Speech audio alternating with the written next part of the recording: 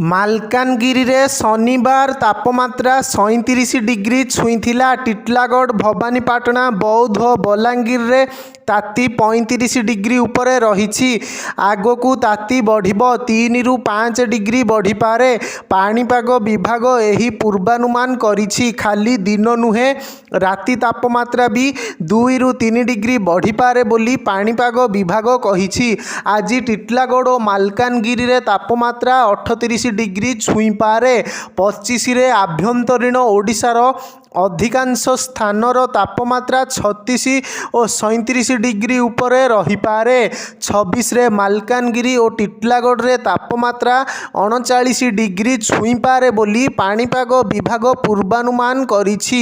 ଶନିବାର ବୌଦ୍ଧରେ ଓ ଟିଟିଲାଗଡ଼ରେ 35.5, ବଲାଙ୍ଗୀରରେ 35.2, ନୟାଗଡ଼ରେ 35, ଚାନ୍ଦବାଲିରେ 33.5 ଡିଗ୍ରୀ ରେକର୍ଡ ହୋଇଛି।